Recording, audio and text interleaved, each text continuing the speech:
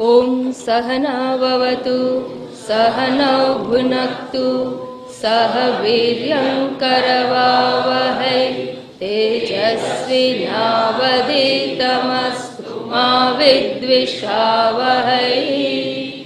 ओम शांति शांति शांति।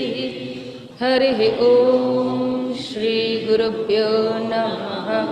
हरिः ओम। सदाशिवसमारम्भां शङ्कराचार्यमध्यमाम् अस्मदाचार्यपर्यन्तां वन्दे गुरुपरम्परां वन्दे गुरुपरम्परां।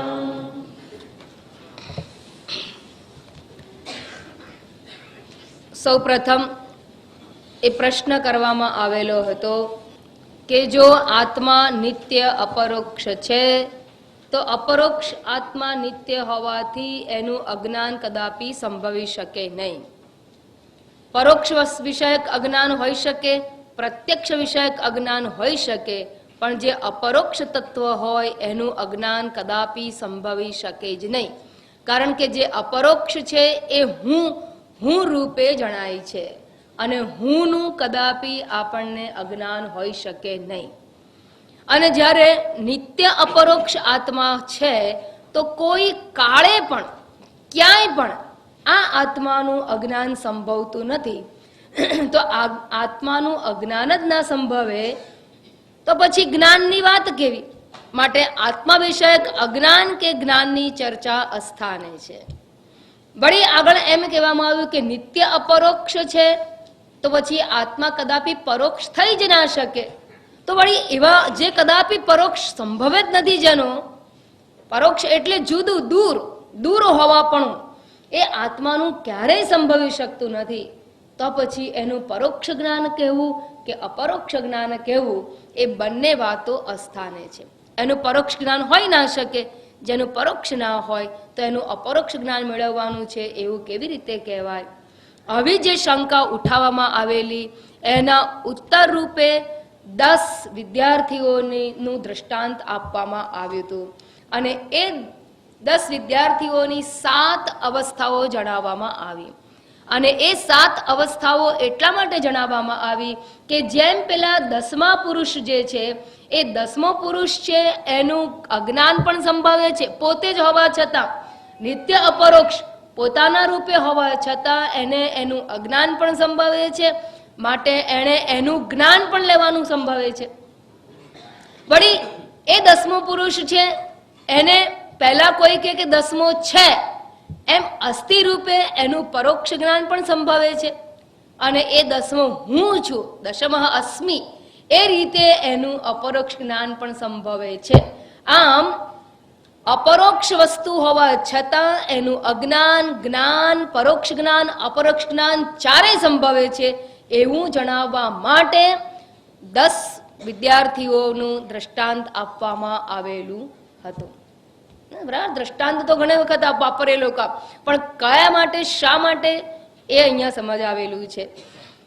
બીજું, તત્વમસી ઉપદેશને સાર્થક કરવા માટે પણ એ દ્રષ્ટાંત વપરાતું હોય છે કે જેમ પોતાના જ વિશે પોતાને અજ્ઞાન છે માટે એને એનું જ જ્ઞાન કરાવવું પડે અને કોઈ કરાવે તો જ જણાય, એવું પણ આ 10મા વિદ્યાર્થીના દ્રષ્ટાંત દ્વારા ફલિત થાય છે.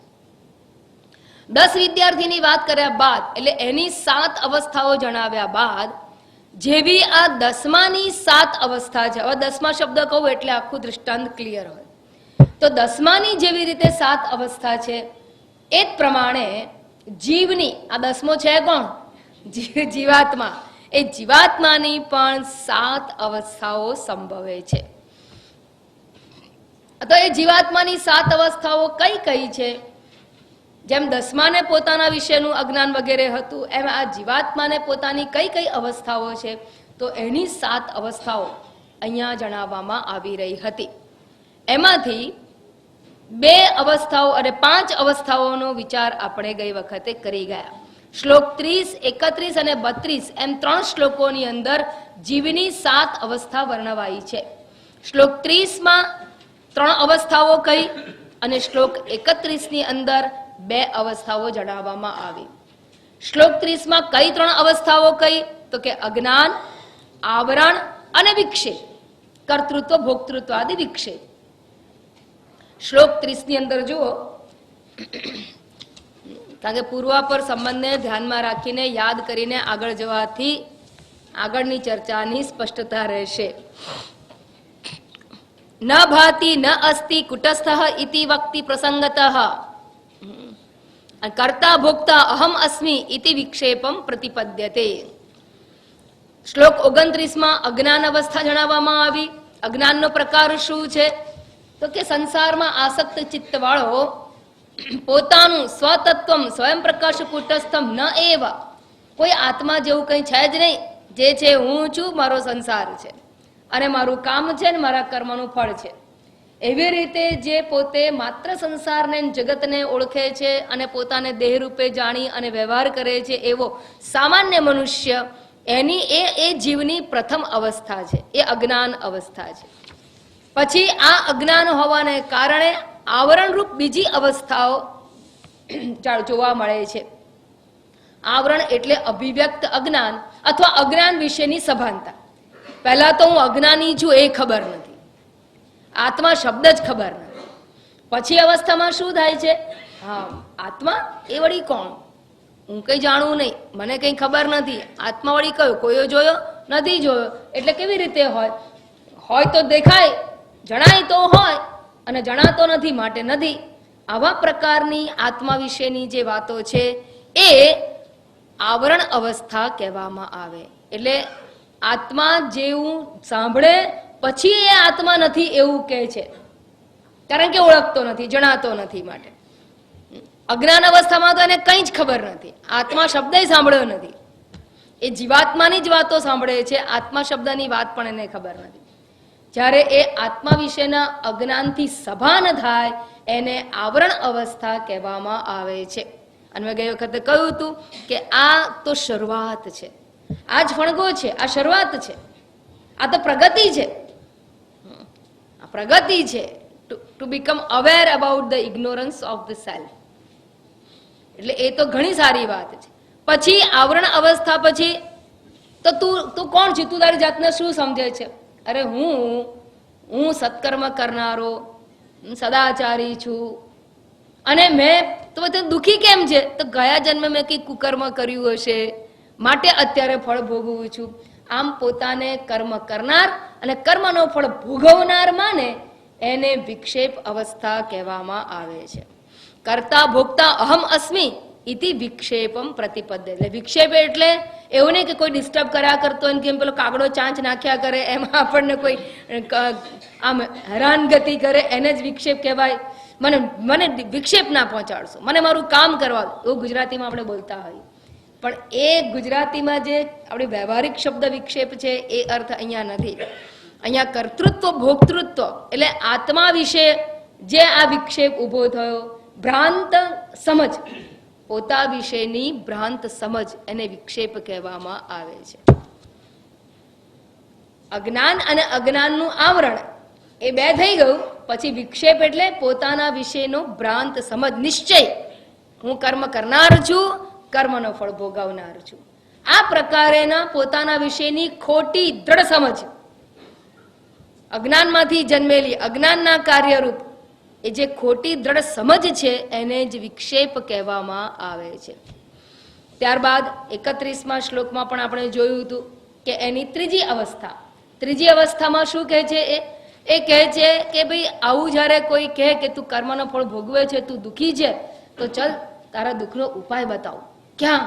સત્સંગમાં ચાલ, પંચદશી ક્લાસમાં જો તું આવ, તને બહુ મજા આવશે. પહેલી વાર આવે બિચારો કે છે અહીંયા મજા આવે છે કે 1 દિવસ 1 કલાકની સજા કરી નાખી મને. પણ તમે લોકો હસો ત્યારે એમ થાય કે યાર અહીંયા કઈ આ લોકોને કેવી રીતે મજા આવે છે. પછી એનું મન ચાલ્યા કરે, પછી તમને પૂછવા આવે, અને ધીમે ધીમે ધીમે ધીમે ચર્ચા કરતા કરતા કરતા શ્રવણ કરતા કરતા કરતા એને એવી સમજ પ્રાપ્ત થાય કે આત્મા છે, સચ્ચિદાનંદ સ્વરૂપ છે, અવસ્થાત્રય સાક્ષી છે, અને એ આત્માને જે હું રૂપે જાણે એને આ દુઃખ લાગે નહીં.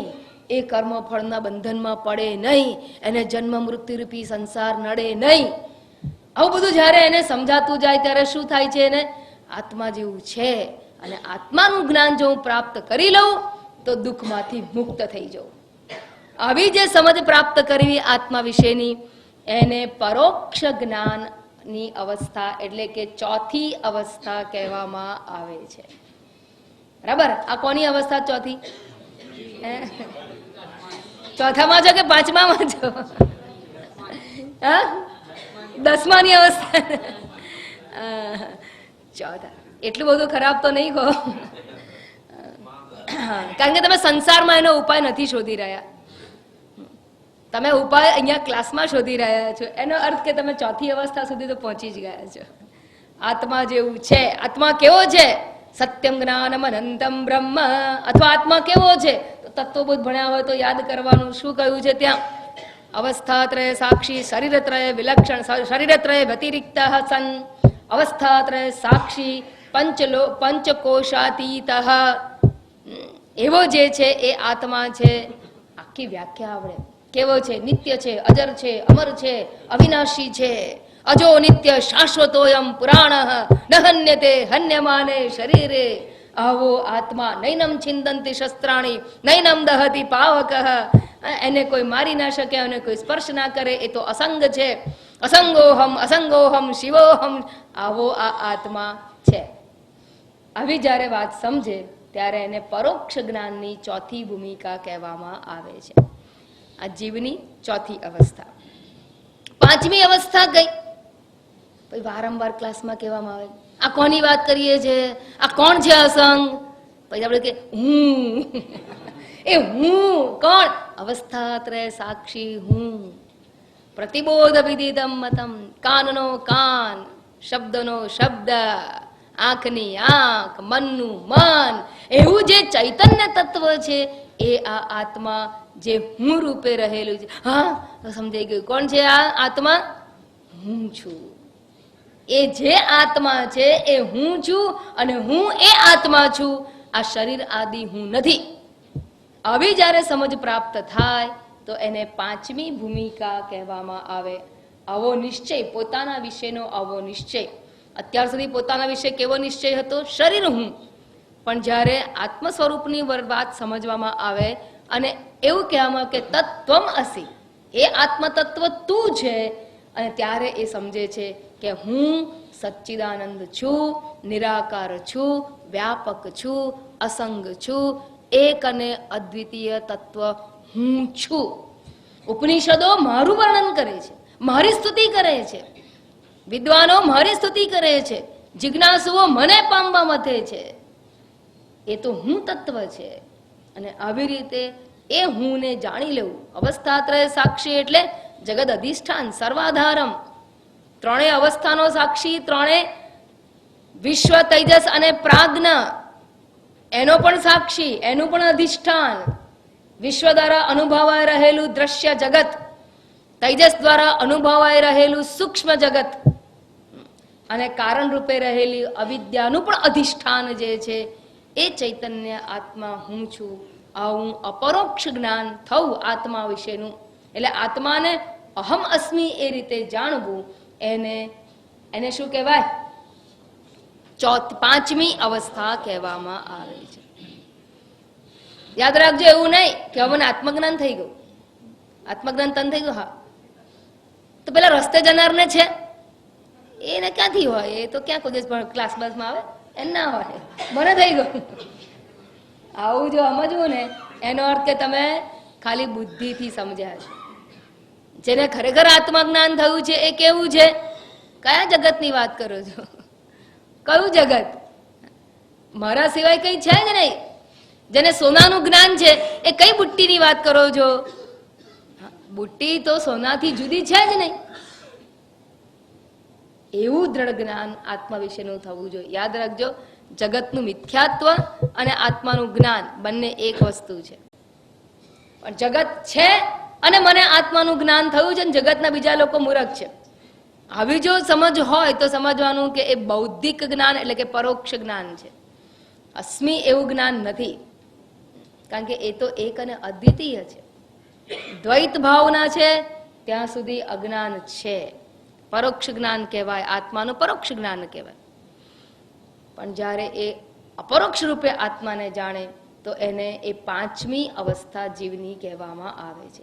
જ્યારે આવું જાણી લે ત્યારે, અપરોક્ષ રૂપે એક અને અદ્વિતીય રૂપે જાણી લે ત્યારે હવે શું, પછી શું? તો કે પછી બીજી બે જે અવસ્થાઓ છે એ બે અવસ્થાઓ ખરેખર કોઈ પ્રોસેસ નથી, કોઈ પ્રોસિજર નથી. એ તો જ્ઞાન જ્યાં હોય ત્યાં જે સહજ રહેલું હોય એ જ સમજાવવાની વાત કરેલી છે. જેમ અંધકાર જતો રહે, ક્યારે? પ્રકાશ આવે ત્યારે. પ્રકાશ આવ્યો ને અંધકાર ગયો, પછી શું? પછી કઈ અવસ્થા પ્રકાશની બાકી રહે છે? પછી કોઈ અવસ્થા નથી. પણ અંધકારમાં જે અટવાતા હતા, ઠોકર ખાતા હતા, એ ખાવાની બંધ થઈ જવી, બરાબર? તો એ શું છે? ફલ સ્વરૂપ છે, એ એના પરિણામ રૂપ છે. એ કોઈ નવી પ્રોસિજર નથી થતી. એકવાર અંધકાર દૂર થયા પછી કઈ પ્રકાશના સંદર્ભે નવી પ્રોસિજર નથી. પણ તમારું અથડાવાનું બંધ થઈ જવું, એવી જે દશા જે કહેવાય. અને અથડાવાનું બંધ થાય, ઠોકર ના વાગે તો કેવો આનંદ આવે? મુક્ત વિહારનો આનંદ આવે. ઠોકરનું દુઃખ બંધ થાય અને મુક્ત વિહારનો આનંદ આવે. એ બંને શું છે? પ્રકાશની હાજરીની ફળશ્રુતિ છે. બસ એ જ પ્રમાણે અપરોક્ષ જ્ઞાનની પ્રાપ્તિ થઈ જાય, આત્મજ્ઞાન થાય, તો આત્મજ્ઞાન થયા પછી શું હોય? એની હાજરીથી શું થાય? એટલે આત્મતત્વનું પ્રાપ્તિ થઈ ગઈ હોય, જ્ઞાન થઈ ગયું એવું કેવી રીતે સમજાય? તો એના ફળ સ્વરૂપે જે બીજી બે અવસ્થાઓ છે એ હવે જણાવવામાં આવે છે. શ્લોક નંબર 32. એટલે આનાથી બે વસ્તુ ફલિત થશે કે હા, આ કોઈ નવી અવસ્થાઓ એટલે કે નવી પ્રોસિજર નથી જીવની, પણ જે જ્ઞાન થઈ ગયું પછી ખરેખર કંઈ કરવાનું બાકી નથી, કંઈ નથી, કોઈ સાધના બાકી નથી. પણ એના ફળ સ્વરૂપે જે પરિણામ જાણવા મળે છે એ પરિણામ રૂપ ફળરૂપે જે બે અવસ્થાઓ છે એનું વર્ણન કરવામાં આવેલું છે. અને જ્યારે ફળનું વર્ણન કરવામાં આવ્યું હોય તો આપણે એ પણ સમજી લેવાનું કે મને જ્ઞાન થયું છે કે નહીં, મને કેવી રીતે ખબર પડે? આ બે ફળ હાથમાં આવી ગયા હોય તો જ્ઞાન થઈ ગયું છે એવું સમજી લેવાનું. આ આંબો ભાંજણો છે કે નહીં કેવી રીતે ખબર પડે? કેરી આવી જાય તો સમજી લેવાનું કે નથી, અને કેરી ના આવે તો છે. બસ એ જ પ્રમાણે આ બે જે પરિસ્થિતિ જે જણાવવામાં આવે છે જીવની અવસ્થાઓ, એ જો હોય તો સમજવાનું કે જ્ઞાન છે. અને એ બે ફળરૂપી અવસ્થાઓ નથી પ્રાપ્ત તો સમજવાનું કે જ્ઞાન નથી, અપરોક્ષ જ્ઞાન નથી. પરોક્ષ જ્ઞાન હોઈ શકે. એ પણ વાત સાથે સાથે જાણી લેવાની. શ્લોક નંબર 32 છઠ્ઠી અને સાતમી જીવની અવસ્થાઓ જણાવી છે. કર્તા ભોક્તેત્યેવ માદિ,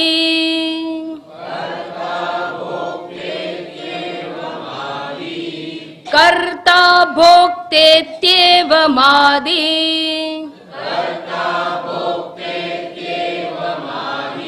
શોક જાતં પ્રમુંચતિ, શોક જાતં પ્રમુંચતિ, કૃતં કૃત્યં પ્રાપણીયં,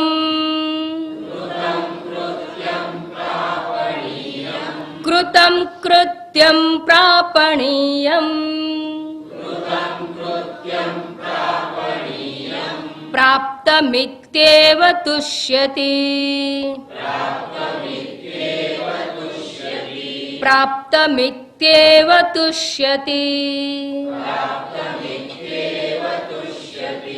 કર્તા ભોક્તેત્યેવ માદિ, શોક જાતં પ્રમુંચતિ,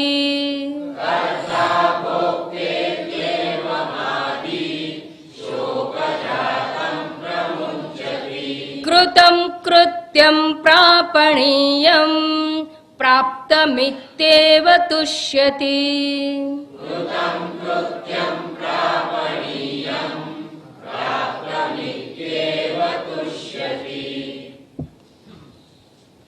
કર્તા ભોક્તા ઇતિ એવ માદિ, હું કરતા છું, હું ભોગતા છું. ઇતિ એવ, ઇતિ આ પ્રમાણે, આદિ, આદિ એટલે વગેરે વગેરે એટસેટ્રા, વગેરે વગેરેમાં શું આવે? Very correct. હું પ્રમાતા છું, શ્રોતા છું, ગંતા છું, મનતા છું, વગેરે વગેરે. આ જીવાત્માના નવા નવા નામ છે. હરિના 1000 નહીં, આપણા 1000. કરતા છું, ભોગતા છું, વક્તા છું, શ્રોતા છું, ગંતા છું, મનતા છું, અંધ છું, જોઉં છું, સાંભળું છું, સુખી છું, દુખી છું, વગેરે વગેરે. શોક જાતમ વગેરે. એટલે ત્યાંથી કર્તૃત્વથી માંડીને સમગ્ર સંસારની અંદર સમગ્ર શોક જાતમ એટલે શોક અને શોકથી ઉત્પન્ન. શોક જાતમ એટલે કર્તૃત્વાદી શોક સમૂહ. શોક જાતમ, જાતમ એટલે ઉત્પન્ન. શોક ઉત્પન્ન કરનારા કે શોક જન્માવનાર જે કંઈ છે તે બધું જ કયું કે કર્તૃત્વથી માંડીને બધું જ. તે કરતા હોવું એ દુઃખી હોવાની પરિસ્થિતિ છે. આપણે કર્મ કરીએ એમાં દુઃખી ક્યાં થયા? એમાં શોક ક્યાં આવે? હું દુઃખી છું એવું કહીએ ત્યારે બરાબર કે હું દુઃખી છું, પણ કર્તૃત્વ, કરતા, ભોગતા વગેરેથી માંડીને બધા જ શોક જન્માવનાર, બધું જ બધા જ શોક સમૂહને એટલે કર્તૃત્વ, ભોક્તૃત્વ, પરમાતૃત્વ વગેરે બધાને શોક જન્માવનારા કહેવામાં આવે. અર્થાત પોતાને આત્માથી ભિન્ન કોઈ પણ પ્રકારે ઓળખવું એ શોક જન્માવનારું છે. પોતાને સચ્ચિદાનંદ આત્માથી ભિન્ન કંઈ પણ સ્વીકારવું એ શોક જન્માવનારું છે. કર્તૃત્વમાં ક્યાં શોક આવ્યો? તો જ્યારે કોઈ એમ કે હું કરતા છું, આ મેં કર્યું, અને સારું કર્મ કર્યું હોય એટલે આનંદ હોય, ગલે પછી હોય. પણ સારું કર્મ કરતા કરતા એકાદ બે ભૂલ થઈ ગઈ હોય, એ ભૂલનું શું થાય છે? પરિણામ પ્રાપ્ત થાય. એ કેવું હોય? એ દુઃખ તો પ્રાપ્ત થાય જ. દાખલા તરીકે તમે મસ્ત ચા બનાવી હોય, પણ ભૂલમાં પહેલા છે ને એમ થયું કે આ ખાંડ છે, એ નામ એમ માનીને થોડુંક મીઠું, એક જરા ચપટી મીઠું નંખાઈ ગયું, અને પછી યાદ આવ્યું કે ના આ ખાંડ નથી, હવે આપણે 2 કપ ચામાં 1 ચમચી તો મીઠું નાખી દીધું. પછી યાદ આવ્યું કે અરે પછી કે આટલું બધું બગાડ ક્યાં થાય, ટાઈમે ક્યાં ક્લાસમાં જવાનું છે, ચલો આપણે 2 ખાંડ વધારે નાખીએ, 4 ચમચી ખાંડ નાખી દીધી. હવે 4 ચમચી ખાંડ નાખી દીધી હોય ને તમે ચા પીવો તો શું થાય? ભૂલ થઈ, પણ એમાં તો અડધી ચમચી જેટલું મીઠું જરાક જ હતું. તો ચા પીવો તો સ્વાદ મીઠાનો આવે કે ના આવે? એ તો હા, એટલે એ જે ચા ચાલે, પી જાવ તમે. આપણા શ્રીમતીજી આવું કરે તો પી જાય બિચારા પતિદેવ, પણ અંદર શું થાય? મજા નહીં આવી, આજે મજા નહીં આવી. એ તો ભોગવવું જ પડે. પણ આટલી ભૂલ થઈ ગઈ, એમાં ભૂલ થઈ ગઈ કે ગમે તે થઈ ગયું, પતી ગયો, એટલે થોડુંક તો જે પ્રોબ્લેમ થઈ ગયો થઈ ગયો. પછી એને અંડુ ના કરી શકાય. કાં તો નવી ચા બનાવો, પણ એ ચાની અંદર સુધારા ના થાય, અને કરવા જાવ તો એ સુધારેલી ચા જ કહેવાય, એ સારી ચા તો ના જ કહેવાય. બરાબર? બસ એ જ પ્રમાણે એકવાર કર્મ કરતા કરતા બધું સરસ હોય, અંદર એલચી કેસર નાખેલા હોય, બેસ્ટ મસાલો નાખ્યો હોય, પણ એક ભૂલ જો ચપટી મીઠાની થઈ ગઈ એ તો ભોગવવી જ પડે. એ પ્રમાણે ગમે એટલું સત્કર્મ કરો, સારામાં સારું હોય, બધું જ સારું હોય, પણ ત્યાં જરા પણ જો ભૂલ થઈ ગઈ હોય એ દોષનું ફળ એ પણ પેલા મીઠા ખારાશ, ચાની ખારાશની જેમ આપણને થોડું ઘણું તો ભોગવવું જ પડતું હોય છે. એટલે કર્તૃત્વ શું છે? દોષ ન થાય એની ચિંતા કરાવે છે. હું કંઈક કરું એટલે મારો દોષ ન થવો જોઈએ, બરાબર થવું જોઈએ, એની ચિંતા કરાવે છે. અને જો થઈ ગયું તો પશ્ચાતાપ કરાવે છે. તો કર્તૃત્વ છે એ દુઃખ તો આપે જ છે. બીજું, જ્યારે માણસ કર્તૃત્વ સ્વીકારે છે ત્યારે એને કર્તવ્ય પ્રાપ્ત થાય છે. અને કર્તવ્ય એટલે મસ્ટ ડુ. કામ્ય કર્મ એવું છે કે ના કરો તો ચાલે, પણ કર્તવ્ય કર્મ એવું છે કે એને ના કરો તો ના ચાલે. અને નિત્ય કર્મ છે એ કર્તવ્ય કર્મ છે. માતૃદેવો ભવ, પિતૃદેવો ભવ કર્તૃત્વ કર્મ છે. આચાર્ય દેવો ભવ, અતિથિ દેવ કર્તૃત્વ છે. તો આમ કર્તૃત્વ જ્યારે આવે એટલે કે કર્તવ્ય કરતાપણું એટલે ડુઅરશીપ તમે જ્યારે પ્રાપ્ત કરો છો તો તમારે કેટલાક ચોક્કસ કર્મ તો કરવા જ જોઈએ. એ ના કરો તો એનો પાપ એટલે કે દોષ લાગે.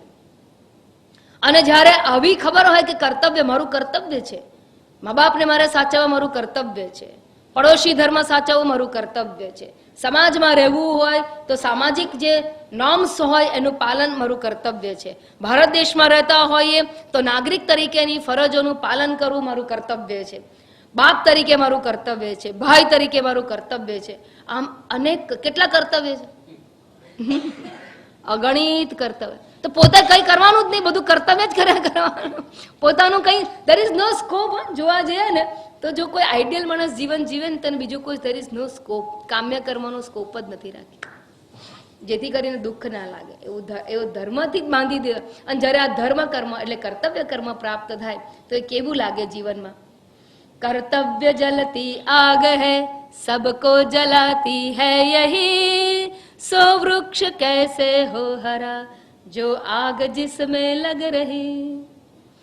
कर्तव्य जलती आग है, અને બળતું આગ નીચે જો આગ તપતું હોય તો ઝાડનું પાન કેવું હોય, શુષ્ક હોય.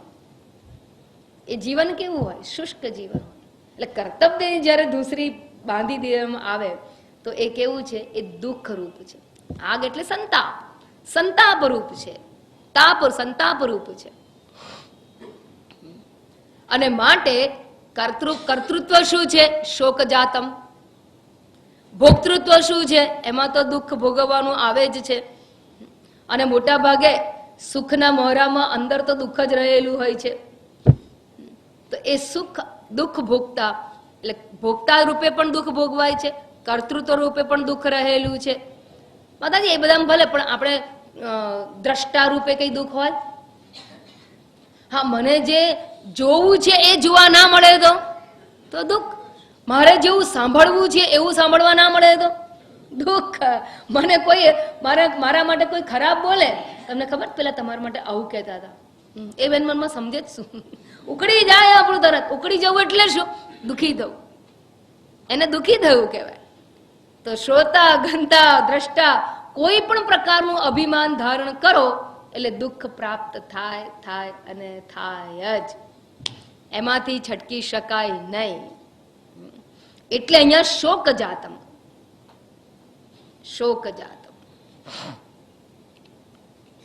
એક મેં ગુરુ ચેલાની વાત ઘણી વાર કરું છું કે તમે કોઈ પણ ઉપાધિનું અભિમાન કરો તો દુઃખને પ્રાપ્ત નોતરો છો. એકવાર ગુરુને ચેલો જતા હતા, હું યાદ કરાવી દઉં, કદાચ તમને ખબર પણ હોય. ગુરુને ચેલા જતા હતા, પછી રસ્તામાં એ વિહાર કરતા કરતા ભિક્ષા માંગીને નિર્વાહ કરતા હતા. એક ગામથી બીજા ગામ ફરતા ગોચરી ગયા ને, ગોચરી કરે એટલે ચાતુર્માસમાં એક જગ્યાએ રહે, બાકી તો જે ત્યાગી હોય એ શું ચલતા ભલા, સાધુ ચલતા ભલા. તો જતા હતા, મંદિરમાં પડાવ નાખે, પછી બીજા ગામ જાય. એક વખત એવું થયું કે એક જગ્યાએ ચાલતા સાંજ પડી ગઈ અને એ મંદિર કે ગામના પાદરે પહોંચતા પહેલા તો રાજાનો મહેલ આવી ગયો અને બહુ જ દૂર હતું મંદિર. એટલે ગુરુએ કહ્યું ચેલાને કે ચલો આપણે આજ રાજમહેલના ઓટલા પર પડાવ નાખી દઈએ. આપણે સવાર તો જતા રહેવું છે, આપણે અહીંયા સુઈ જઈએ. પણ જો આપણે બે એક જગ્યાએ નહીં સુઈ જઈએ, કારણ કે બે એક જગ્યાએ સુઈ જઈશું તો આ લોકો આપણને કંઈક ધારી લેશે. એના કરતા આપણે તું આગલા ઓટલે ને હું પાછલા ઓટલે સુઈ જઈએ. તો કે પણ ગુરુજી કઈ મુશ્કેલી થશે તો, કઈ તકલીફ હોય તો મને જરા કહો, મારે શું કરું? તો કે તું કશું નહીં, તું કશું કહેતો જ નહીં, બોલતો જ નહીં, કશું બોલતો નહીં, કોઈ પ્રકારનું અભિમાન ના કરતો, બસ અને જઈને સુઈ જા. તો પછી પાછલા ઓટલા પર ચેલો સુઈ ગયો, આગલા ઓટલા પર ગુરુ સુઈ ગયા. રાત્રે તો પેલા દરવાનો બધા ઊંઘતા હોય, સવાર પડવા આવીને એકદમ પેલા જાગી ગયા દરવાનો. અને જોયું આમ આંટો મારવા ગયા ને તો જોયું કે એ અહીંયા કોઈ સૂતું છે. એ કોણ હે તું? चलो उठ खड़े जा. क्यों इधर आया? कहां से आया है? चोर लफंगा कहां से चोरी करने के लिए घुस गया? चलो निकलो यहाँ. એમ કરીને દંડો ઉગામીને એને મારે. પેલા ગુરુ ભાગી ગયા, બોલ્યા કર્યા વગર દોડી ગયા. પાછળ પેલા ચેલાને બીજા પેલા પહેરેગીરે ઉઠ માર્યો. હે ક્यों इधर सोया है? किसकी रजा ली थी? ऐसे ही चले आते हो, पता चलता है ये तो महल है, राजा जी तुम्हें दंड देगा, कौन है तुम, कहां से आया हो, एम કરીને एक दंडो मारो, अरे मेरे को मत मारो, मैं तो साधु हूं, मैं तो चेला हूं, मेरे गुरु उधर बैठे हैं, मैं तो चेला हूं, मेरे को मत मारो, मैं कुछ लेने नहीं है, मैं चोर नहीं हूं, मैं तो साधु हूं। पहले बे 5 बजे झूठ बोल रहा है, कोई साधु इधर सोता है, बिना परमिशन आ जाता तो और 2 डंडा मारे, એના હાડકા ખોખરા થઈ ગયા તો ભાગ, પછી પેલો મારતો રહ્યો એટલે પેલો ભાગ્યો, દોડતો દોડતો ગયો, પણ ગુરુ તો ક્યાંય પહોંચી ગયેલા, दौड़तो दौड़तो चेलो आयो पाछड़, गुरुजी मेरी तो आज हड्डी पसली टूट गई, क्या हुआ, ऐसा क्यों हुआ? गुरुजी आपको किसी ने नहीं मारा, मेरे को तो वो पैरेगिर ने बहुत मारा। कहने आपको नहीं उठाया? उठाया, मगर वो जैसा बोला मैं दौड़ के भाग के निकल गया। तू क्यों नहीं आया? नहीं, अरे वो मेरे को तो चोर बोलता था, तो मैं थोड़ी चोर था, मैंने बोला मैं चोर नहीं हूं, मैं तो साधु हूं, फिर भी मेरे को 2 और डंडा मारा, मैं तो सच बोलता था, सच बोलने में और डंडा पड़ता है क्या? सच्चाई में और डंडा बनेगा? ये कहां कहने? गुरुजी में कहने, गुरुजी शू कहूं, कल मैंने क्या शिक्षा दी थी बेटा, कुछ बनना मत, कुछ भी बनना मत। तुम चेला बन गया ना, साधु बन गया ना, कुछ भी बने गए तो डंडा मिलेगा। કોઈ પણ પ્રકારનું અભિમાન ધારણ કરો એટલે દંડા પડે પડે અને પડે, અભિમાનથી મુક્ત રહો તો જ સુખ છે, અભિમાનમાં દુઃખ છે છે અને છે। તો કર્તૃત્વ, ભોક્તૃત્વ, પ્રમાતૃત્વ વગેરે બધા પ્રકારનું અભિમાન છે, અને અભિમાન છે એ જ દુઃખનું મૂળ છે। પાપ મૂળ અભિમાન, પાપનું મૂળ, પાપ એટલે દુઃખ, દુઃખનું મૂળ અભિમાન છે, અને એ અભિમાન એટલે આ પ્રકારનું અભિમાન, ઉપાધિનું અભિમાન। તમે શ્રોતા ક્યારે બનો છો? કર્ણેન્દ્રિય સાથેનું અભિમાન કરવાથી શ્રોતા બનાય, ચક્ષુ ઇન્દ્રિય સાથેનું અભિમાન કરવાથી દ્રષ્ટા બનાય, જીવ્યાન્દ્રિય સાથેનું અભિમાન કરવાથી વક્તા બનાય, વિષયના ભોગતા કર્મેન્દ્રિયનો અભિમાન કરવાથી ભોગતા બનાય છે, કર્મ કરવાથી, કર્તૃત્વ ધારણ કરવાથી એટલે કર્તૃત્વનું અભિમાન ધારણ કરવાથી કર્તા બનાય છે, ભોક્તૃત્વનું અભિમાન કરવાથી ભોક્તા બનાય છે, અંતઃકરણ સાથેનું અભિમાન કરવાથી અંતઃકરણની જેટલી વૃત્તિઓ છે એ વૃત્તિ રૂપ તમે બનો છો। એટલે સુખી દુઃખી, સુખાકાર વૃત્તિથી સુખી થાવ, દુઃખાકાર વૃત્તિનું અભિમાન કરવાથી દુઃખી થાવ, ક્રોધાકાર વૃત્તિનું અભિમાન કરવાથી ક્રોધી બનાય છે, અને કામાકાર વૃત્તિનું અભિમાન કરવાથી કામી બનાય છે। તો શ્રોતા મનતા ગણતા આપણે છીએ નહીં, હા, એ તો આરોપ છે આપણા ઉપર, આપણે અભિમાન કરી અને એ બની જઈએ છીએ નહીં, બિલકુલ નથી। અભિમાન ધારણ કરવું એ જ મોટામાં મોટું ભૂલ, એ જ અજ્ઞાન, એ જ પાપ છે, એ મોટી ભૂલ છે।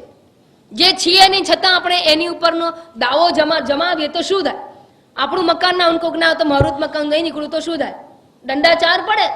બસ એ જ પ્રમાણે આ દેહાદી હું નથી, અને છતાંય દેહાદી આપણે નથી, છતાંય આપણે અભિમાન ધારણ કરીને બેસીએ તો દંડા મારે જ વિધાતા। તો શોક જાતમ, તો કર્તૃત્વ, ભોક્તૃત્વ વગેરે શોક જાતમ, આ જે શોક જાતમ, શોક રૂપે જન્મેલ, શોક રૂપે રહેલું જે કંઈ છે બધું શોક સમૂહ, એને શું થાય છે? પ્રમુંચતી। ક્યારે પ્રમુંચતી એટલે છોડી દે છે, પ્રકર્ષણ મુંચતી, પ્રમુંચતી એટલે આવા શોક સમૂહને છોડી દે છે। ક્યારે? આત્મજ્ઞાન થાય ત્યારે। આત્મજ્ઞાન થાય ત્યારે શું? કોઈ પણ ઉપાધિ સાથેનું તાદાત્મ્ય નથી। હું કર્મેન્દ્રિય રૂપે સાથે અભિમાન કરું, જ્ઞાનેન્દ્રિય સાથે અભિમાન કરું, અંતઃકરણ સાથે અભિમાન કરું, આ તો અજ્ઞાનનું કાર્ય છે। આત્માની ઓળખ નથી, માટે જે અનાત્મા છે એમાં આપણે અભિમાન કરી બેઠા છીએ। પણ જો અપરોક્ષ આત્માનું જ્ઞાન થઈ જાય તો આ જે દેહાદી સાથેનું અભિમાન છે એ છૂટી જાય છે।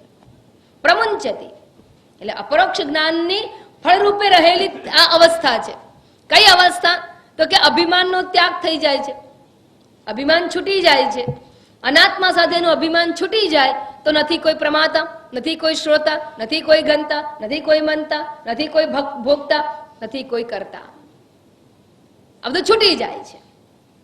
અને કરતા ભોગતા વગેરે જે છે એ શોક જન્માવનારા છે, પણ જ્યારે અભિમાન છૂટી જાય માટે શોક પણ છૂટી જાય છે.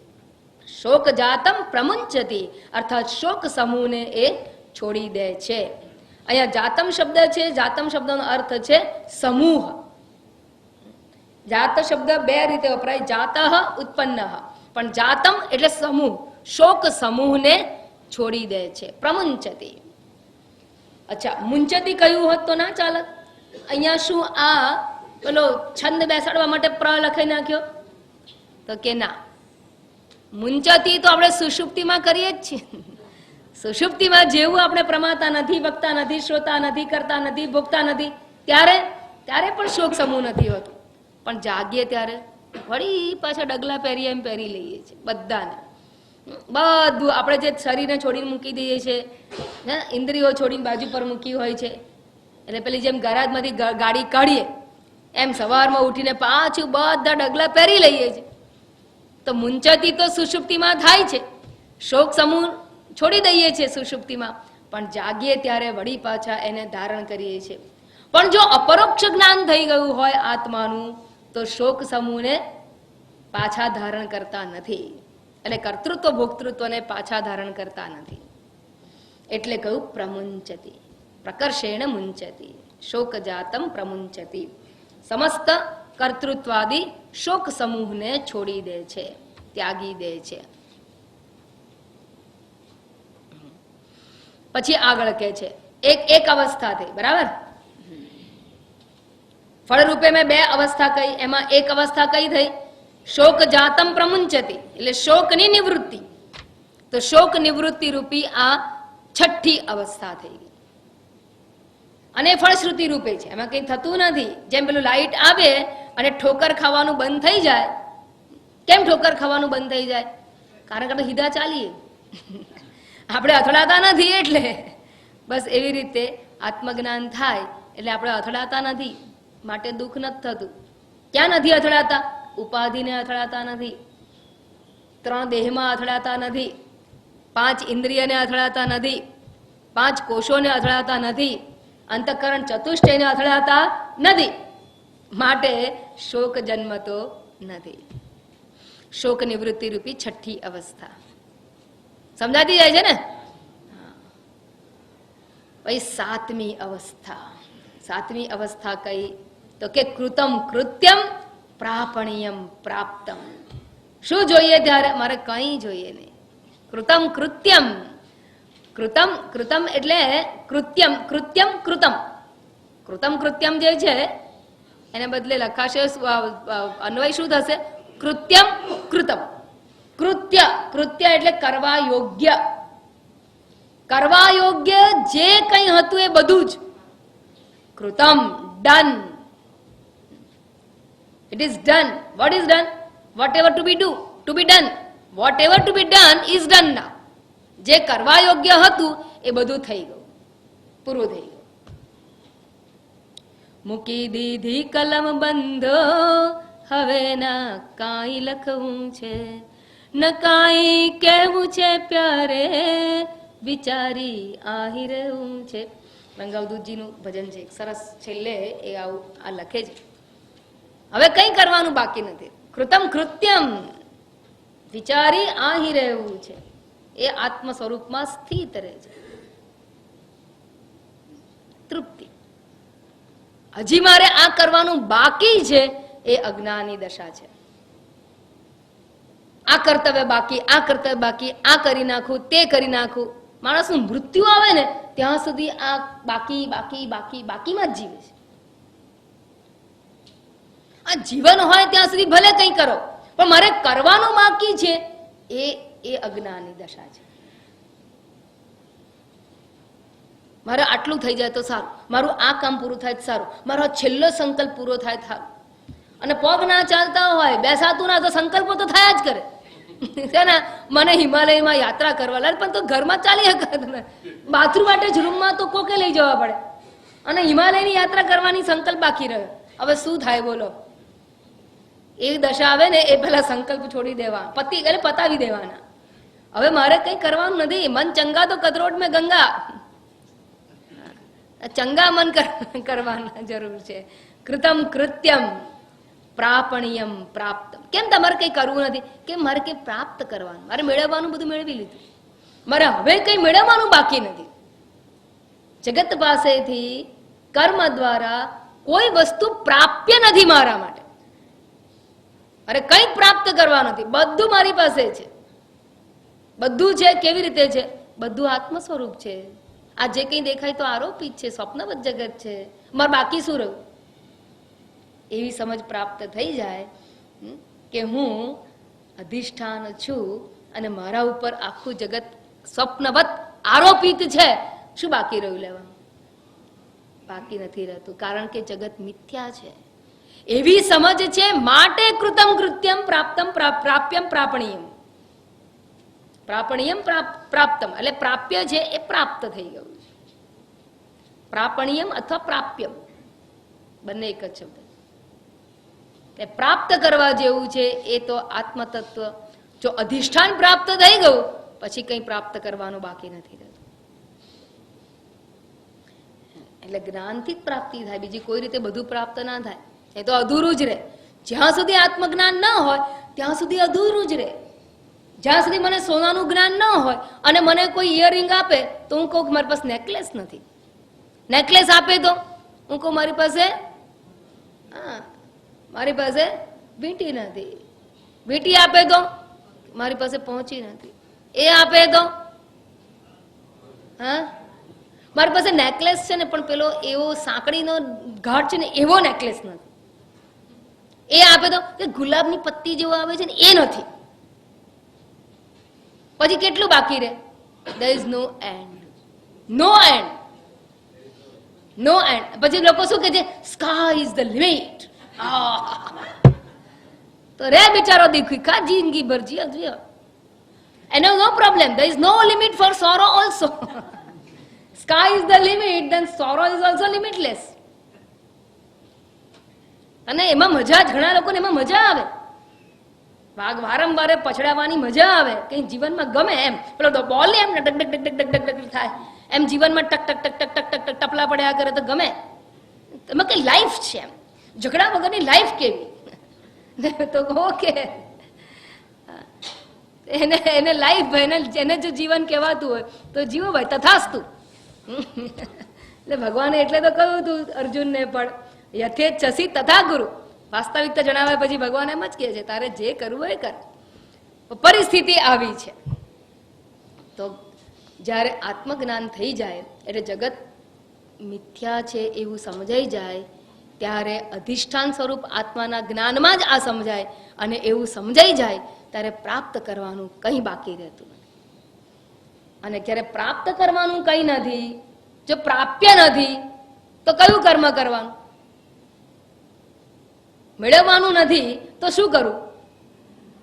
મારે રૂપિયા જોઈતા હોય તો કામ કરવું પડે, ડેઝિગ્નેશન જોઈતું હોય તો કામ કરવું પડે, સમાજમાં મારી પ્રેસ્ટીજ બનાવવી હોય તો કામ કરવું પડે, ભણવાની અંદર નંબર લાવવો હોય તો કામ કરવું પડે, મારે પોતાની જાતને જાહેર કરવું હોય કે હું મહાન છું તો કરવું પડે, ધૂસરી બાંધીને દોડવું પડે, મારે મોટું ફોલોઅર જોઈતું હોય તો દોડ્યા કરવું પડે. પણ કઈ મેળવવું નથી તો કોઈ કર્મ કરવાની જરૂર નથી. માટે પ્રાપણીયમ પ્રાપ્તમ અતઃ કૃત્યમ કૃતમ. પ્રાપ્ત કરવાનું પ્રાપ્ત કરી લીધું છે માટે મારે કરવા જેવું કંઈ બાકી રહ્યું નથી. આવી તુષ્ટિ, તૃપ્તિ, તુષ્ટિ એટલે તૃપ્તિ ની પ્રાપ્તિ કરવી એને સાતમી અવસ્થા એટલે તૃપ્તિની સાતમી અવસ્થા કહેવામાં આવેલી છે. આત્મનેવ આત્મના તુષ્ટ સ્થિત પ્રજ્ઞસ્તદુચ્યતે. જે પોતે જ પોતાનામાં સંતુષ્ટ છે. યાદ રાખજો, બે પ્રકારની સંતુષ્ટિ હોય છે. એક છે અજ્ઞાનીની સંતુષ્ટિ અને એક છે જ્ઞાનીની સંતુષ્ટિ. અજ્ઞાની સંતોષ કેવી રીતે પ્રાપ્ત કરે છે? પદાર્થને પ્રાપ્ત કરીને, ઈચ્છા પૂરી કરીને. અજ્ઞાનીની તુષ્ટિ ઈચ્છા પૂર્તિમાં રહેલી છે, પણ એ ઈચ્છા પૂર્તિ કાયમ થતી નથી. એક વિષય મળ્યો તો બીજી બાકી રહે છે. માટે એ કદાપી સાચો સંતોષ અથવા પૂર્ણ સંતોષ, એ સંપૂર્ણ સંતોષની પ્રાપ્તિ થતી નથી. એટલે અજ્ઞાની સંતોષ, અજ્ઞાનીની સંતુષ્ટિ, જ્ઞાનીની સંતુષ્ટિ. અજ્ઞાનીની સંતુષ્ટિ એટલે અજ્ઞાનીની ઈચ્છા પૂર્તિ, જ્ઞાનીની સંતુષ્ટિ એટલે જ્ઞાનીની ઈચ્છા પૂર્તિ. અને જ્ઞાનીની તૃપ્તિ કેવી રીતે છે? ઈચ્છા, ઈચ્છાની ગેરહાજરીમાં તૃપ્તિ છે. પદાર્થની પ્રાપ્તિથી તૃપ્તિ નથી, પદાર્થના મિથ્યાત્વના જ્ઞાનથી તૃપ્તિ છે. અજ્ઞાનીની વિષયની પ્રાપ્તિથી તૃપ્તિ છે, જ્ઞાનીની વિષયના મિથ્યાત્વના જ્ઞાનથી તૃપ્તિ છે. અને જ્ઞાનથી જ્યારે તૃપ્તિ હોય તો જ્ઞાન કેવું હોય? નિત્ય જ્ઞાન હોય, કોઈ દિવસ જ્ઞાન ના જાય. અને માટે એની તૃપ્તિ કેવી છે? નિત્ય તૃપ્તિ. કર્મથી તૃપ્તિ હોય એ કેવી હોય? અનિત્ય તૃપ્તિ છે. કારણ કે કર્મ અનિત્ય છે, માટે એનાથી પ્રાપ્ત કરેલી તૃપ્તિ છે એ અનિત્ય તૃપ્તિ છે. અને જ્ઞાનથી પ્રાપ્ત કરેલી તૃપ્તિ છે એ નિત્ય તૃપ્તિ છે. તો કૃતમ કૃત્યમ પ્રાપણીયમ પ્રાપ્તમ ઇતિ એવ તુષ્યતિ, આ પ્રકારે સંતુષ્ટ થાય છે. તો અપરોક્ષ જ્ઞાનના ફળરૂપે બે પ્રકારની અનુભૂતિ કહેવામાં આવી. એક કહેવામાં આવ્યું કે શોક સમૂહને છોડી દે છે, અર્થાત એને દુઃખનો કોઈ અવસર નથી. દુઃખી થવું છે પણ અવસર તો આપો. કયો અવસર છે દુઃખી થાય? પેટમાં દુખે દુઃખી ના થાય. કેમ? પેટ હું છું એવું માને એ દુઃખી થાય. દેહ હું છું એવું માને એને દુઃખી થવાનું. દેહાભિમાન ધારણ ના કરે તો કયું દુઃખ? How can you disturb a જ્ઞાની, a realized soul? જગત છે ને બહુ વામણું છે જ્ઞાનીને દુઃખી કરવા માટે. વામણું શું? વામણું નહીં, છે જ નહીં, મિથ્યા છે. ભ્રાંત જગત કેવી રીતે દુઃખી કરે? જ્યાં સુધી એ ખબર નથી ભ્રાંત છે ત્યાં સુધી પેલો આરોપિત સર્પ આપણને ભય પમાડે. પણ જેવી ખબર પડે કે આ તો માત્ર આરોપિત છે, વાસ્તવિક નથી, ખરેખર તો રજ્જુ છે, પછી એ સર્પનો ભય ક્યારે લાગે? કોઈ તમને સર્પથી ડરાવી શકે? ખબર પડે કે આ ગરોળી રબરની છે અને પછી કોઈ નાખે, આ એવું થાય? રબરની ગરોળી કોઈ નાખે ને તો આ ના થાય. કેમ? ખબર છે તો આ રમે છે, આપણે કાલે લઈ આવ્યા, છોકરું રમે છે અને છોકરું બીજાને નાખીને મજા લે છે. રમવા જાય ત્યારે બધા ભેગા થાય ત્યારે, ફ્રેન્ડ્સ ઘરમાં આવે ત્યારે, પણ તમારા પર નાખે ત્યારે ખાલી આપણે કે હા મજા, પછી છોકરું મજા, પેલાને ખુશી કરવા માટે એવું કહો પણ ખરા, પણ છતાંય તમે ખરેખર દુઃખી નથી થતા. બસ એવું આ જગત છે એ મિથ્યા છે. કારણ કે સત્ય આત્મા સિવાય બીજું કંઈ છે જ નહીં. આત્મા અદ્વિતીય છે. અદ્વિતીય આત્મા, નોન ડ્યુઅલ સેલ્ફ. યાદ રાખજો, આત્મા સિવાય કંઈ નથી. એવું નોન ડ્યુઅલ સેલ્ફનું જે જ્ઞાન થઈ ગયું એને અપરોક્ષ જ્ઞાન કહેવાય. મારાથી જુદો કોઈ છે જ નહીં. તો મિત્ર કે શત્રુતા ક્યારે હોય છે? કોઈ ભિન્ન હોય ત્યારે હોય. કોઈ બીજો હોય તો ચિંતા કરાવે, ભય પમાડે. જ્યાં દ્વૈત નથી ત્યાં કોઈ દિવસ ભય હોતો નથી. દ્વિતીયાદ ભય ભયમ ભવતી, અને ભય નથી તો દુઃખ નથી. એ માટે અપરોક્ષ જ્ઞાનથી સૌથી પહેલા શું થાય? શોક ચિંતા જતી રહે છે એકવાર. અને બીજું તો શોક નથી તો છે શું? તૃપ્તિ, આનંદ, સંતોષ, તૃપ્તિ. તૃપ્તિ એટલે શું? કંઈ કરવાનું બાકી નથી, મારે કંઈ મેળવવાનું બાકી. કારણ કે મારે કંઈ મેળવવાનું નથી. કરવાનું કેમ બાકી નથી? મેળવવાનું બાકી. યાદ રાખજો, મેળવવાનું બાકી રાખી અને કર્મ ના છોડાય. કંઈ મેળવવું છે તો કર્મ કરવાના, છોડવાના નહીં. શું મેળવવું છે? મારે ધન મેળવવું છે, મારે સિક્યોરિટી જોઈએ છે, મારે સિક્યોરિટી જોઈએ છે, કારણ કે મને સલામતીનો ભય છે. પછી મારું ભવિષ્યમાં શું? If you are insecure, do કર્મ. કર્મ કરવાનું, છોડવાનું નહીં. જો મને એમ લાગતું હોય કે મારી પાસે અમુક રૂપિયા હોય તો હું સલામત, મને એવું લાગતું હોય કે અમુક રૂપિયા હોય તો જ લોકોએ મારી વેલ્યુ, બાકી સમાજમાં મારી કોઈ વેલ્યુ નહીં, તો સમાજમાં મારી પ્રતિષ્ઠા શું? તો પ્રતિષ્ઠા માટે શું કરવું પડે? કર્મ કરવા. કંઈ પણ મેળવવાની ઈચ્છા હોય તો કર્મ છોડાય નહીં. પણ જગતમાંથી કંઈ મેળવવાની ઈચ્છા નથી, કારણ કે જગતને મેં તુચ્છ જાણી લીધું છે, મિથ્યા જાણી લીધું છે. એવી જ્યારે દશા આવે ત્યારે કર્મ કરવાનું રહેતું નથી, કર્મ છોડવાનો પણ પ્રયત્ન નથી, કર્મ કરવાનું જ નથી રહેતું. શાને માટે કરું? અને માટે કૃતમ કૃત્યમ પ્રાપ્યમ પ્રાપણીયમ, પ્રાપ્તમ પ્રાપણીયમ, અતઃ કૃત્યમ કૃતમ. એને તુષ્ટિની દશા, એને એને સંતુષ્ટિની તુષ્ટિની દશા કહેવામાં આવે છે. આ જીવની 7મી અવસ્થા છે. બરાબર? તો કેટલી અવસ્થા જીવની? 7. પછી પૂછવામાં આવ્યું કઈ કઈ, તો પછી ના આવડે. કેમ? કારણ કે પહેલી તો ક્યારે કઈ 30માં કહું, પેલા 29 થી શરૂ થયું. 29માં અજ્ઞાનની અવસ્થા કઈ, પછી બીજી 2 અવસ્થા તમે 30માં કહી, પછી બીજી 2 તમે 31માં કહી, પછી બીજી 2 તમે 32માં કહો છો. પછી આટલું બધું મને કેવી રીતે યાદ રહે?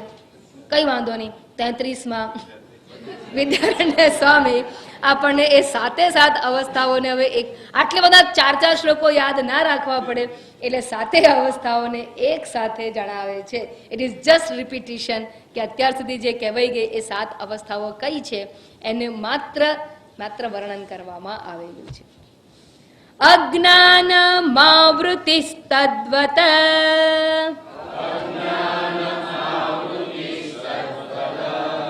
વિક્ષેપશ્ચ પરોક્ષધીઃ અજ્ઞાનમાવૃતિસ્તદ્વત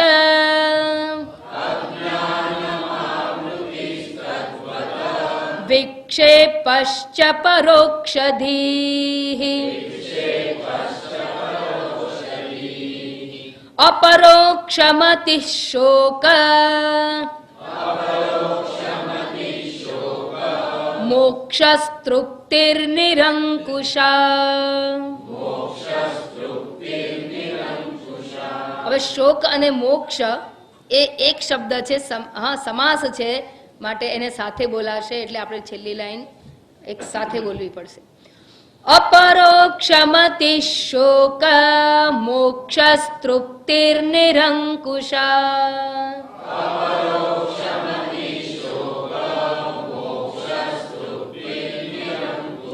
અજ્ઞાનમાવૃતિસ્તદ્વત વિક્ષેપશ્ચ પરોક્ષધીઃ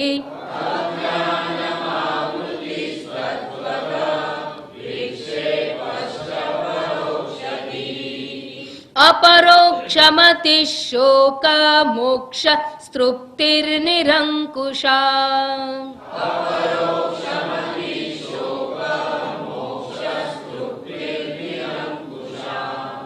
અજ્ઞાનમ નંબર 1. આ એક શ્લોક યાદ રાખશો એટલે 7 જીવની અવસ્થાઓ સ્પષ્ટ થશે. જીવની 7 અવસ્થામાં સૌથી પહેલી અજ્ઞાનમ. નંબર 2 આવૃત્તિઃ. આવૃત્તિઃ એટલે આવરણ. આવરણ અવસ્થા એટલે કઈ અવસ્થા? આત્મા નાસ્તિ ન ભાતિ. આત્મા નાસ્તિ ન ભાતિ અને આવરણ અવસ્થા કહીએ. પછી વિક્ષેપ તદ્વત તે પ્રમાણે વિક્ષેપ. ત્રીજી અવસ્થા વિક્ષેપ. વિક્ષેપ અવસ્થા એટલે શું?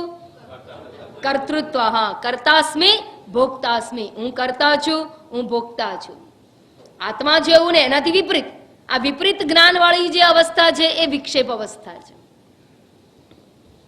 એરોનિયસ નોલેજ. હું કરતા છું, હું ભોગતા છું. પછી પરોક્ષધીઃ. કઈ અવસ્થા? ચોથી અવસ્થા. ચોથી અવસ્થા કઈ છે? પરોક્ષધી. ધી એટલે જ્ઞાન. પરોક્ષમતી એટલે પરોક્ષ જ્ઞાન. આત્મા વિશેનું પરોક્ષ જ્ઞાન એ ચોથી અવસ્થા થઈ ગઈ. પાંચમી અવસ્થા નેચરલી અપરોક્ષમતી. પાંચમી અવસ્થા અપરોક્ષમતી એટલે અપરોક્ષ જ્ઞાન એ પાંચમી અવસ્થા. અને છઠ્ઠી અવસ્થા શોક. પછી અહીંયા કહ્યું છે ને, જો ને, પાંચમી અપરોક્ષમતી, છઠ્ઠી શોક અને સાતમી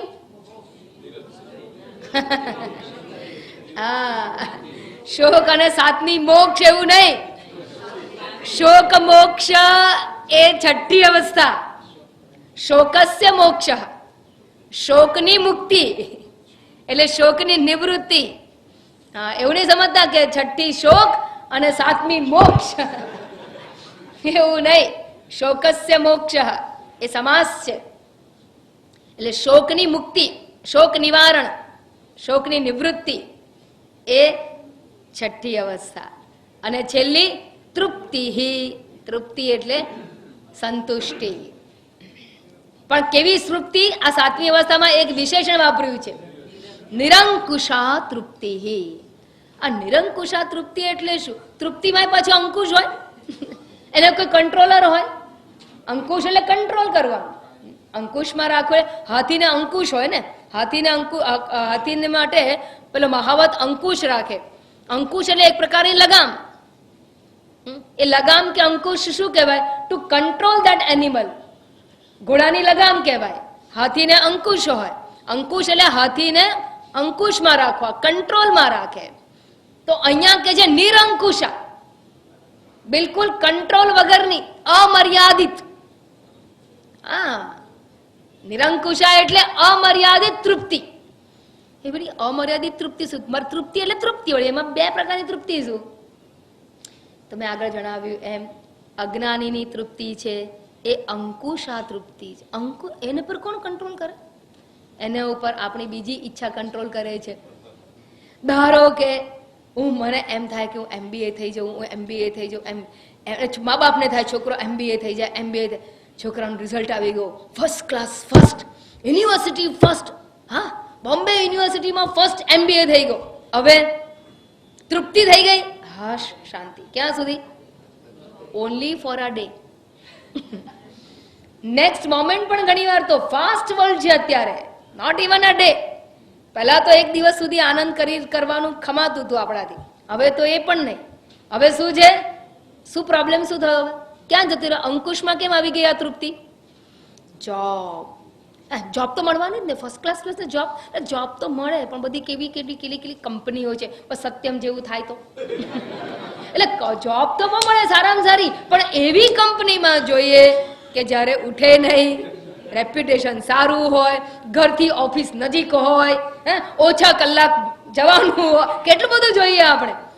માત્ર એક નહીં, એ કેવી છે? હવે જોબની ઈચ્છાથી પેલી તૃપ્તિ, MBA પાસની તૃપ્તિ અંકુશમાં આવી ગઈ. પણ આ તૃપ્તિ કેવી છે? આત્મજ્ઞાનથી પ્રાપ્ત થનારી તૃપ્તિ. પછી કૃતમ કૃત્યમ પ્રાપ્તમ માટે હવે કોઈ ઈચ્છા જ નથી, માટે એને નિરંકુશા તૃપ્તિ કહેવામાં આવે છે. કોઈ પણ પ્રકારના રિસ્ટ્રિક્શન વગર, અંકુશ રિસ્ટ્રિક્શન વગરની, મર્યાદા વગરની અમર્યાદિત તૃપ્તિ. એટલે શું? નિત્ય તૃપ્તિ અને સર્વત્ર તૃપ્તિ. જ્યાં પણ હોય, જે સમયે હોય, એ તૃપ્ત છે, આનંદમાં છે, સંતુષ્ટ છે. તો જ્ઞાનીની નિરંકુશા તૃપ્તિ હોય, અજ્ઞાનીની અંકુશા તૃપ્તિ અર્થાત મર્યાદિત તૃપ્તિ છે. મર્યાદિત સમય માટે, થોડા વખત માટે આપણને સારું લાગે, વળી પાછું હતું એવું ને એવું. ક્યાંય પણ ફરવા જઈએ, 2-4 દિવસ ક્યાંય, મને માતાજી તમારા આશ્રમમાં બહુ ગમે, આવો. પછી શું થાય? સારું, મારા તો રોજ આનું આ ખીચડી જ બનાવે. હવે શું થઈ ગયું? હવે એ કંટાળો આવે. શરૂ બધું સારું, પછી અંકુશા તૃપ્તિ. અને કેવા અંકુશા તૃપ્તિ? માત્ર જ્ઞાનમાં જ નિરંકુશા તૃપ્તિ છે. તો નિરંકુશા તૃપ્તિ એ 7મી અવસ્થા છે. આમ જીવની 7 અવસ્થાનું વર્ણન, એટલે પહેલા 10મા માણસની 7 અવસ્થાનું, જીવની 7 અવસ્થા કઈ એ પણ કહ્યું હતું. વળી પાછી જીવની 7 અવસ્થાનો પરિચય, વ્યાખ્યા આપી અને જીવની 7 અવસ્થા દર્શાવવામાં આવી. હવે વળી પાછી જીવની 7 અવસ્થાનું વર્ણન કરે છે. 3 વાર વિદ્યારણ્ય સ્વામી આ 7 અવસ્થાનું વર્ણન કરે છે, કારણ કે આપણે એ જ કામ, આ જ બહુ મહત્વનું. અને હવે એ 7 અવસ્થાનું વર્ણન બંધન અને મોક્ષ એ 2માં વર્ગીકૃત કરીને કરે છે. તો વર્ગીકરણ કરીને, બંધન અને મોક્ષમાં વર્ગીકૃત કરીને 7 અવસ્થાનું પાછું વર્ણન આરંભવામાં આવે છે, જે આપણે નેક્સ્ટ ટાઈમ મળીશું ત્યારે વિચારીશું. ઓમ પૂર્ણમદ પૂર્ણમિદં પૂર્ણાત પૂર્ણમુદચ્યતે પૂર્ણસ્ય પૂર્ણમાદાય પૂર્ણમેવાવશિષ્યતે. ઓમ શાંતિ શાંતિ શાંતિ. હરિ